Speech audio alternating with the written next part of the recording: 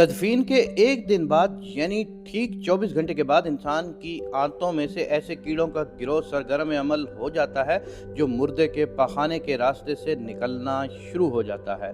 साथ नाकाबिले बर्दाश्त बदबू फैलना शुरू करता है जो कि दरअसल अपने हमपेशा कीड़ों को दावत देते हैं।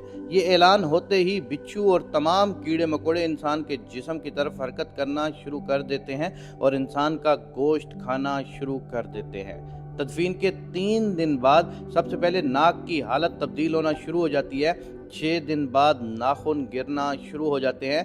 9 दिन के बाद बाल गिरना शुरू हो जाते हैं। इंसान के जिस्म पर कोई बाल नहीं रहता और पेट फूलना शुरू हो जाता है। 17 दिन बाद पेट फट जाता है और दीगर अज्जा बाहर आना शुरू हो जाते हैं। 60 दिन बाद मुर्दे के जिस्म से सारा गोश्त ख़त्म हो जाता है।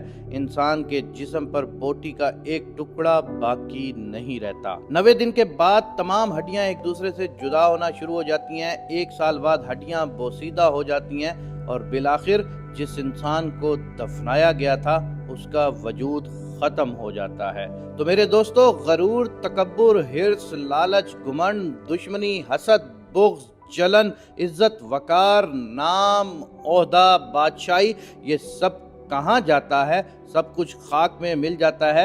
इंसान की हैसियत ही क्या है? मट्टी से बना है, मट्टी में दफन होकर मट्टी हो जाता है।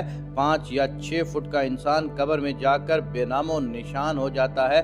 दुनिया में अकड़ कर चलने वाला, अपने आप को ताकतवर समझने वाला, दूसरों को हकीर समझने वाला, दुनिया पर हुकूमत करने वाला, कब्र में आते ही उसकी हैसियत सिर्फ मट्टी रह जाती है। लिहाजा इंसान को अपनी अब्दी और हमेशा की ज़िंदगी को खूबसूरत और पुरसकून बनाने के लिए हर लम्हा फ़िक्र करनी चाहिए, अल्लाह को याद करना चाहिए, हर नेक अमल और इबादत में इखलास पैदा करना चाहिए और ख़ात्मा बिल खैर की दुआ करनी चाहिए। अल्लाह तबारिक व तआला से ये दुआ है कि मुझे और आप सबको इस पर अमल करने की तौफीक इनायत फरमाए, क्योंकि इंसान ने पूरी ज़िंदगी जिस चीज़ को बनाया होता है, यानी वो अपने लिए किसी घर को बनाता है या अपने नाम को बनाता है, तो वो एक लम्हे में सबसे पहले ख़त्म हो जाता है कि जब इंसान वफ़ात पाता है तो कोई उसको उसके नाम से नहीं पुकारता, हर शख्स उसको मैयत के नाम से पुकारता है। और जिस घर को वो बड़े शौक़ से बनाता है वो घर उसके आबाओ अजदाद के हवाले हो जाता है, उसमें रिहाइश पजीर और लोग हो जाते हैं और जो उसकी बीवी और बच्चे होते हैं वो आने वाले दिनों में कुछ दिन तो उसको याद करते हैं, कुछ दिन उसकी कब्र पर भी जाते हैं और फिर कुछ दिनों के बाद वो शख्स किस्सा-ए पारीना बन जाता है।